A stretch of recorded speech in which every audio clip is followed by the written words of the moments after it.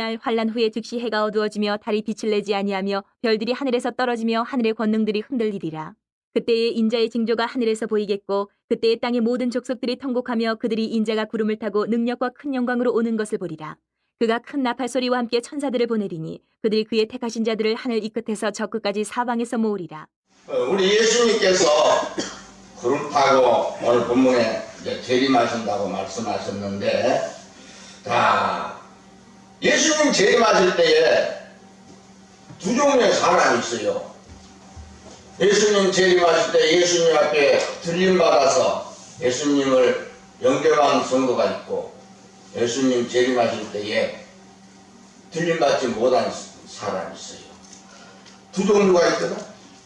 자, 오늘 성경 우리 같이 한번 또 40절 같이 읽으십시다. 40절 같이 읽으십니다. 그때에 두 사람이 밭에 있으면 한 사람은 데려가고 한 사람은 버려둠을 당할 것이요. 또 41절 두 여자가 맷돌질을 하고 있으면 한 사람은 데려가고 한 사람은 버려둠을 당할 것이니라.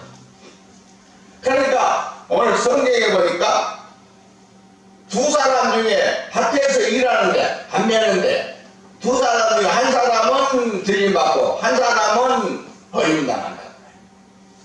다 들림받는 것이 아니죠. 또 두 사람이 손을 맞잡고 맷돌질을 해. 시골에서 맷돌 일 하잖아요. 맷돌. 그 맷돌을 돌릴 때 한 사람은 오늘 들림받고 예수님 영접하시는 그 영광에 참여하게 되고 한 사람은 버려둠을 당한다고 본문에 말씀했습니다. 우리 성도님들이요, 오늘 본문에 예수님의 재림, 우리 예수님의 5가지 사역을 우리는 또 믿고 고백하고 사는 그리스도인들이지요. 예수님의 탄생, 성령으로 잉태하셔서 마리아의 몸에서 오셨지요. 탄생하신 예수. 그 다음에 예수님의 죽으신 예수님, 십자가에 달려 죽으셨죠. 우리 죄를 담당하시고 죽으셨죠.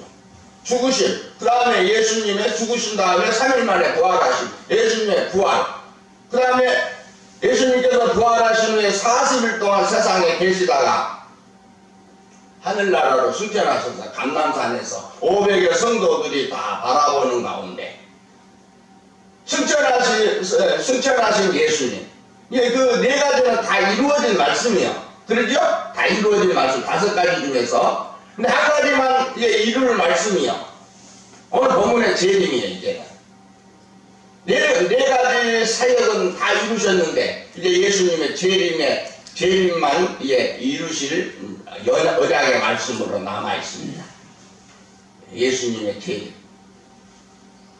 그런데 예수님의 초림은 구약의 이 선지자들의 예언을 통해서 이렇게 많은 그 말씀들이 계시되어 있었는데, 예수님 초림에 대해서 이사야 선지자라든지 이사야 53장, 그런데 150회 정도 예언이 되어 있어요. 그런데 예수님의 재림은 직접 예수님께서 내가 오리라, 내가 다시 오리라, 내가 다시 오리라, 내가 오리라 말씀하신 그 재림에 대한 말씀은 300개 이상이 기록이 되어 있어요. 300개 이상. 그런데 예수님의 초림은 예수님께서 우리 사람의 몸을 입으시고 이 땅에 오셨어요. 우리 죄인 가운데 오셨어요. 우리 죄인들 구원하시면서 이 땅에 오셨고, 예수님의 재림은 하늘 공중에 영광 중에 하늘 공중에 구름 타고 예수님의 재림. 초림은 우리 곁에 오셨고, 재림은 우리를 예수님 영광 중에 재림하실 그 영광의 자리로 우리를 예수님께서 인도해 가시다. 이끌어 가신다 그 말입니다. 우리가 다 들림받는 거예요. 우리가 예수님 계신 곳으로 다 들림받아 가는 것입니다. 그런데 오늘 본문에 같이 읽었습니다마는 한 사람은 버려주고 한 사람은 들림받는데, 참 우리가 들림받지 못하면 이 큰일 아니겠어요? 다 들림받는 성도가 되셔야 되지 않겠어요? 그 예수님께서 재림에 대해서 마태복음 24장에 징조도 친히 말씀하셨어요. 예수님의 재림에 대해서 이런 마지막 때에는 내가 오기 전에 이러이러한 일이 세상에 있을 것이다 하고 징조의 재림의 때에 징조가 있을 것을 말씀하셨는데, 그 몇 가지 말씀 우리 같이 읽었습니다만은 마태복음 24장에 보니까 거짓 선자들이 여기저기서 일어나서 하나님 앞에 믿음으로 진실되게 살려고 하는 성도들을 미혹시킨다고 했어요. 거짓 선자들이 많이 일어나. 쉽게 말씀드리면 이단자들이 많이 일어나. 이단자들이. 우리나라에 이단자들이 지금 얼마나 많습니까? 이단들이. 특별히 신천지라든지 여호와 증인, 또 mormon교, 안식교, 통일교, 구원파, 전도감 뭐 이런데. 그리고 이번에 또 신도를 성폭행해서 구속된 두 번째 된 정명석이 금산의 공부에 JMS 정명석이 다 거짓 선자이고 다 이단자. 근데 거기에 빠져 들어갔다. 거기에 빠져. 신천지 교인들이 한 50만 된다고 그래요. 근데 50만 명이 거의 다 100%가 교회 다니는 분들이었대요. 교회 다니는 분들. 아니, 안 다니는, 교회 안 다니고 예수 안 믿는 사람 전도하시고 그러면 그 사람들은 전도 안 하고 교회 다니는 사람만 전도하는 거예요. 또 교회 붙인 사람 집에만 가고. 근데 요즘 우리 교회에서는 코로나 이후로 전도가 좀 이제 시들해졌는데, 전도가. 아니, 이단들이 막 전도해요? 이단들이? 제가 이 조항종이 산책길로 도솔제권 그쪽 쭉 올라가고 있는데, 도솔제권 앞에 거기에 보면은 여호와 증인들이 파수대라 해가지고 책을 이렇게 다 펼쳐놓고 막 전도하더라고요. 포교활동. 이단들이 오히려 좀 열심히 막 포교활동을 하고 있는. 우리 그리스도인들은 잠잠하고 있어요. 우리 그리스도인들도 이제 깨어 전도해야죠. 전도해야죠. 가족 식구들도 전도해야죠, 이제. 거짓 선자들이 일어나서 많은 사람들을 미혹하는 그러한 때가 이르다. 지금이 바로 그때입니다. 지금이 바로 그때요. 우리 성경은 또 돌아가서, 마태복음 24장 우리 5절 말씀, 4절부터 보겠습니다. 4절 시작. 예수께서 대답하여 이르시되 너희가 사람의 미혹을 받지 않도록 주의하라. 많은 사람이 내 이름으로 와서 이르되 나는 그리스도라 하여 많은 사람을 미혹하리라. 자기가 그리스도라고 하는 거예요. 자기가 그리스도라고. 자기가 그 거짓 선자죠. 그리고 무엇보다도 전쟁이 일어나요. 학초에 난리가 일어나고 말이에요. 고체에 막 국지전이 일어나고 난리가 일어나. 자, 우리 다 같이 또 성경을 읽어보시겠습니다. 6절 같이 읽으십니다. 시작. 난리와 난리 소문을 듣겠으나 너희는 삼가 두려워하지 말라. 이런 일이 있어야 하되 아직 끝은 아니니라. 그리고 7절로 민족이 민족을 나라가 나라를 대적하여 일어나였고 곳곳 기근과 지진이 있으리라. 그 난리가 일어나. 지금 전쟁 중에 있는 저기 러시아와 우크라이나 전쟁 보십시오. 전쟁. 어린아이들도 죽고 미사일이 날아와서 떨어지는 곳에 집들이 파괴되고 사람들이 죽고 얼마나 참 불행하고 비참합니다. 저 러시아와 우크라이나 전쟁 전쟁을 보면서 우리도 지금 남북이 대치상됐잖아요. 아버지 하나님, 우리나라는 전쟁이 일어나지 않게 하여 주시옵소서. 우리나라에 하나님 평화가 늘 이루어지게 하여 주시옵소서. 우리 자녀들이, 우리 손자, 손녀들이 평화로운 나라에서 살게 하여 주시옵소서. 기도가 나옵니다. 기도하게 되지요.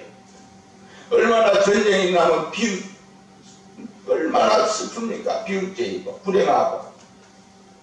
전쟁이 일어나서는 안 돼요, 우리나라. 하나님께서 우리나라 지켜주실 줄로 믿습니다. 기도하는 종들이 있기 때문에. 그리고 무엇보다도 모든 민족에게 예수 믿는 성도들이 핍박을 받는다고 그랬어요. 핍박을 받는다고. 오늘 본문에 마태복음 24장 9절은 그때 사람들이 너희를 환난에 넘겨주겠으며 너희를 죽이리니 너희가 내 이름 때문에 모든 민족에게 미움을 받으리라. 우리 예수 믿는 성도들이 핍박을 받는 거예요. 고난을 받는 거예요. 안 믿는 사람들이. 그리고 이 시간에도요, 무슬림권에서 선교하시는 선교사님들 사역에 대해서 좀 간증 들어보면요, 그리스도인들이 예수 믿고 이렇게 구원받아 믿음으로 살려가는 그리스도인들 핍박을 받는데, 무슬림권입니다. 그리고 무엇보다도 불법의 성함으로 사랑이 식어지라고 했어요. 사랑이 식어. 우리 기독교는 사랑의 종교가 아니겠어요? 사랑의 종교. 하나님이 우리를 사랑하시고 하나님의 사랑받기에서 태어난 우리 성도님들이 하나님이 이 세상 육정을 사나 독생자를 주셨으니 이는 그를 믿는 자마다 멸망치 않고 구원을 얻게 하려 하십니다. 교회는 사랑의 공동체거든요. 초대교회는 사랑이 넘쳤어요. 사랑이 충만했어요. 사랑이 식어져가 냉랭합니다.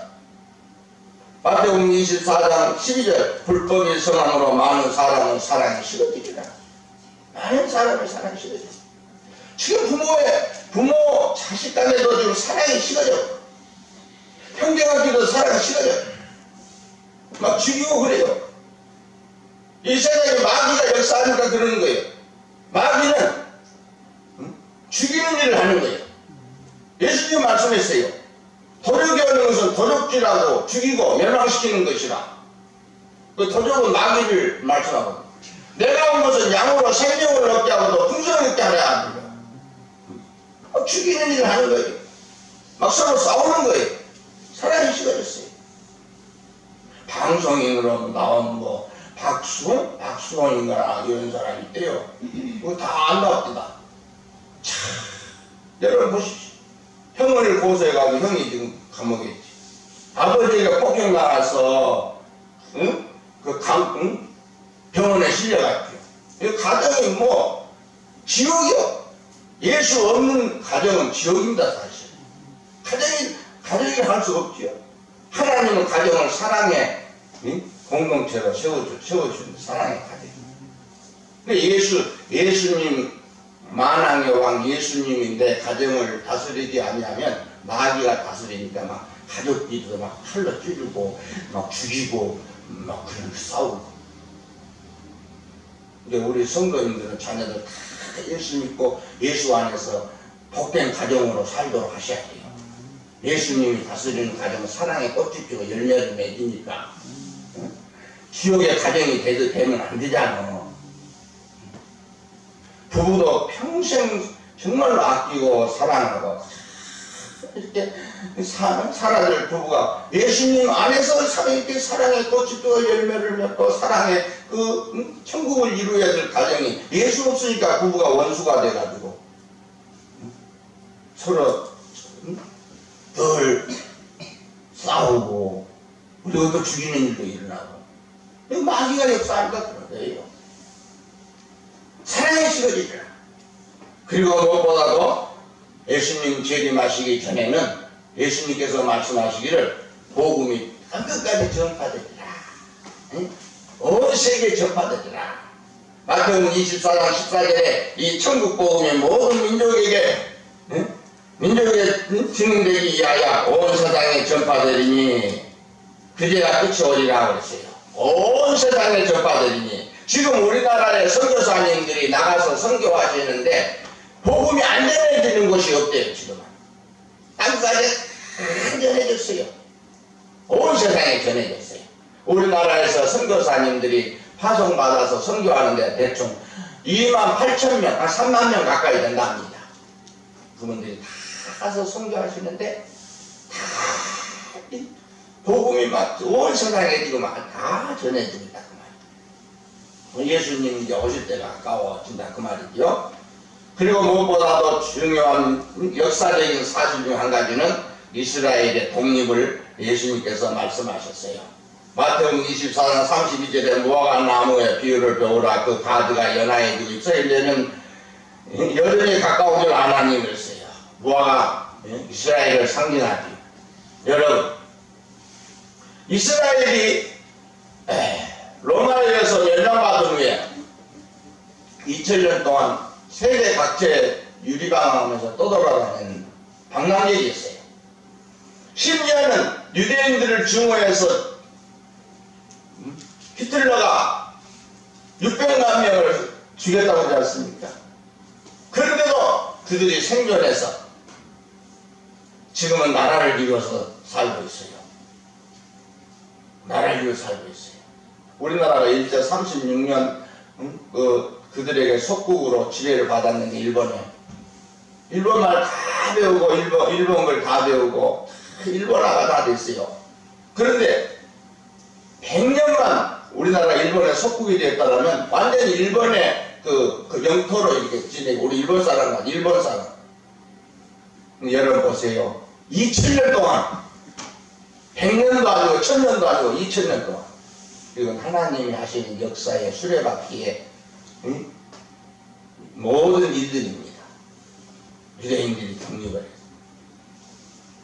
해서 예수님이 오실 때가 이게 가까워진다 그 말입니다. 임박했다 그 말입니다.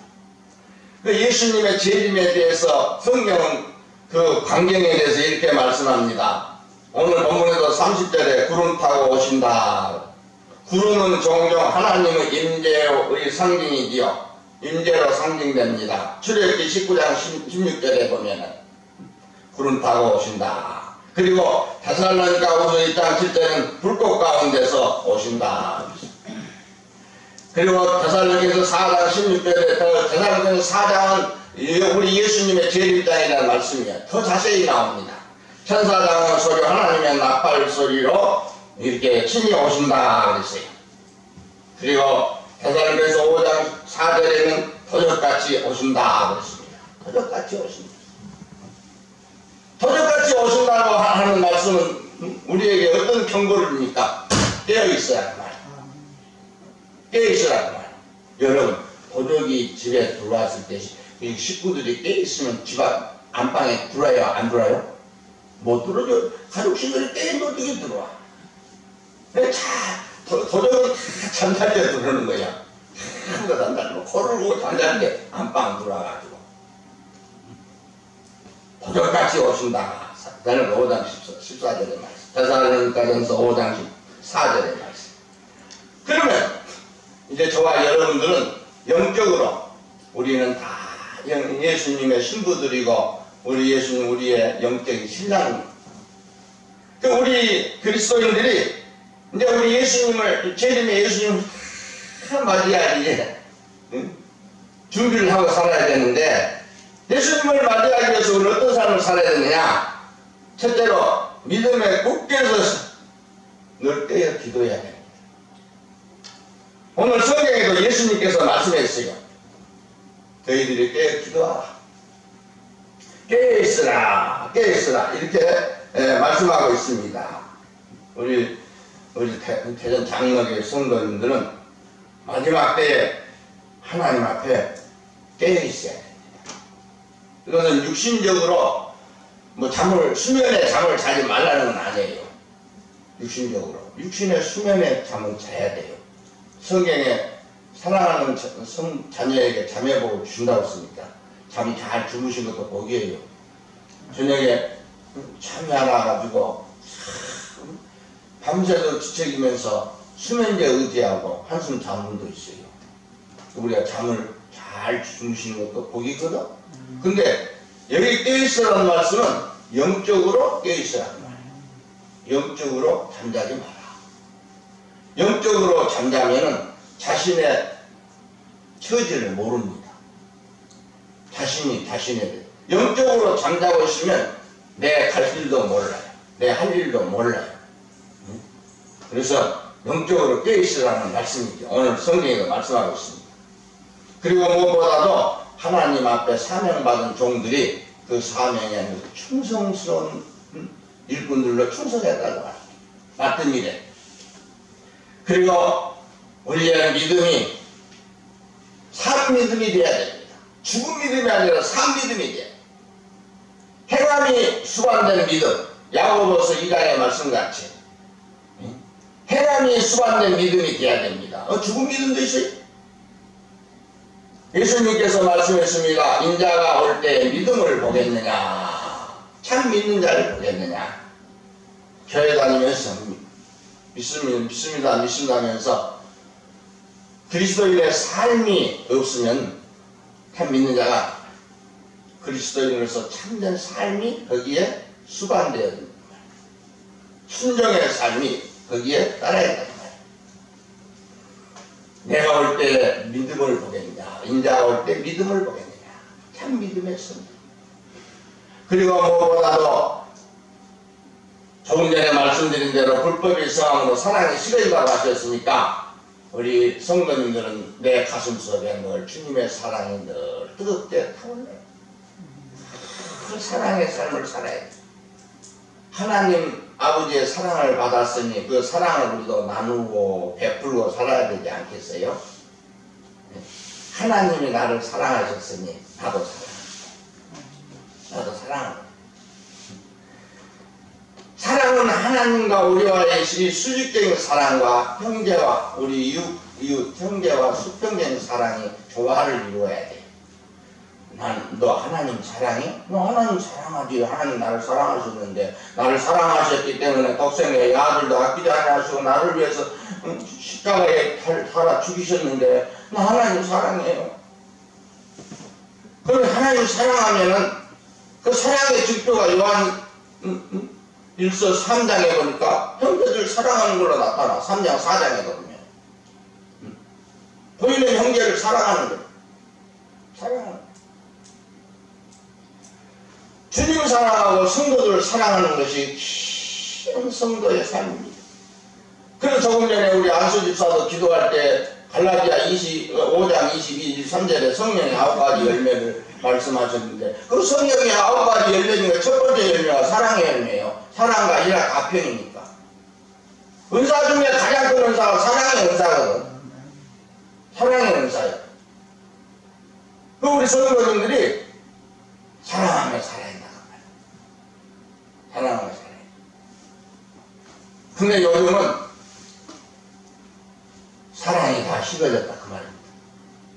그리고 무엇보다도 우리는 예수님의 영적인 신부들로서 이 세상에 사는 동안 늘 영적으로 순결한 삶을 살아야 됩니다. 신앙의 정제를 지키고 순결한 삶을 살아야 됩니다. 그리고 우리 예수님 재림을 맞이할 성도는 가장 중요한 삶이 화평하는 삶이고 거룩한 삶.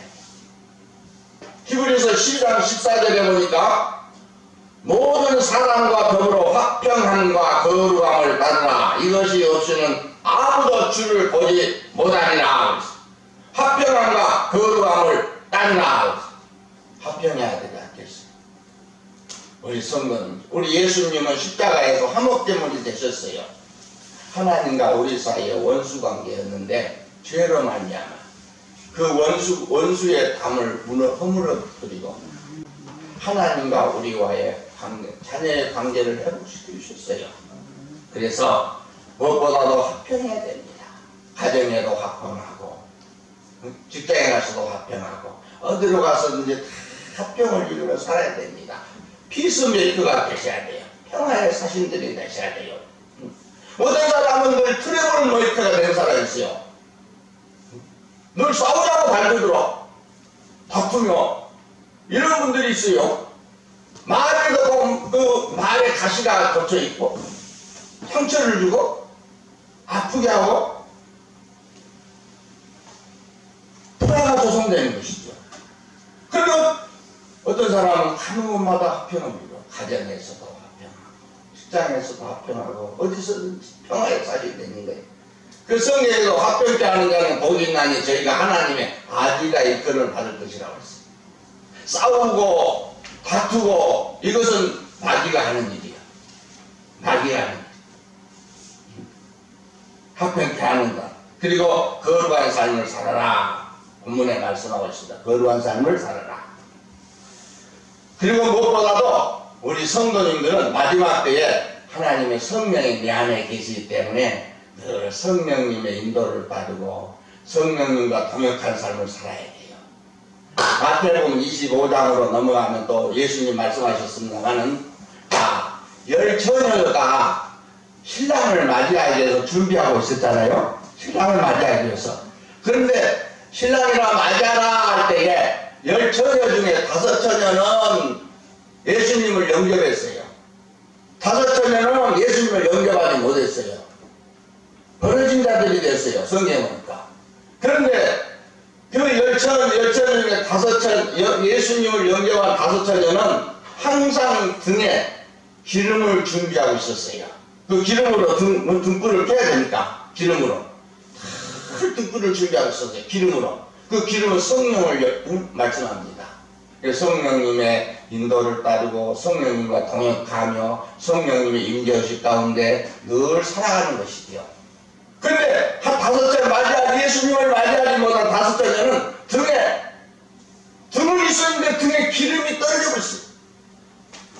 그런데 이 신랑이랑 맞이하라 밤중에 한밤중에 오셨는데 신랑이랑 맞이하라 할 때에 등불을 들고 가서 맞이해야 되는데 불이 꺼졌어. 왜? 기름이 떨어졌습니다. 성령의 역사를 다 소멸시켜버렸어. 성령의 역사를 소멸시켜버렸어. 그걸 빼지 못했어요. 그들도 한동안 교회를 다니고 주님을 부른 자들이에요. 주여 주여 열어주소서 혼인잔치에 우리 예수님 그 지혜로운 5처녀 기름 준비 잘한 5처녀 혼인잔치인데 그 혼인잔치 문을 두드리면서 열어주소서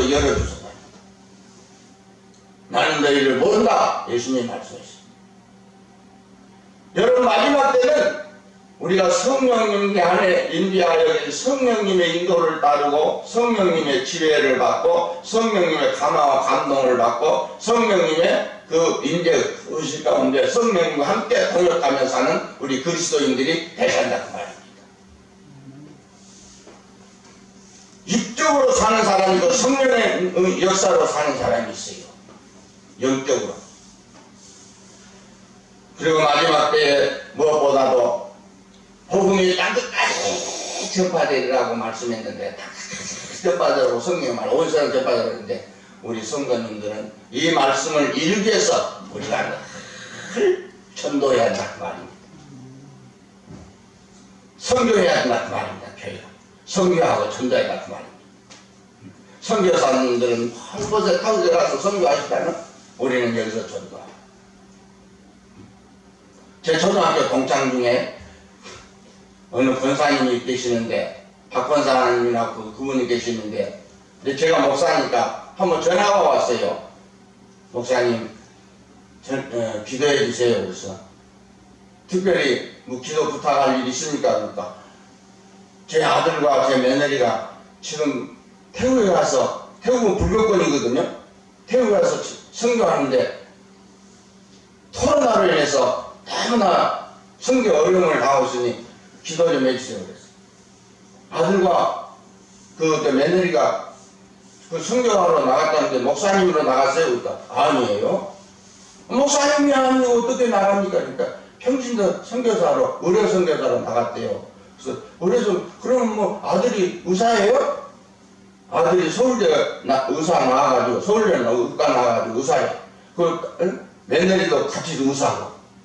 그 병원을 하다가 병원도 참 영등포 지역에 병원을 하다가 서울 영등포 지역에 병원을 이렇게 하면서 병원 잘 되는데 어느 날 그 아들이 하나님 아버지 앞에 그 며느리와 같이 성경을 기도하는데 아들에게 주님이 말씀하셨대요. 너는 나가서 선교해라. 제가 어떻게 선교합니까? 너에게 준 은사로 선교해라. 의료 은사로 선교해라. 그래가지고 갑자기 병원을 접고 그 아들과 며느리가 평신도 의료 선교사로 태국에서 선교한다고 그러더라고요. 처음에는 말렸대요. 못 가게.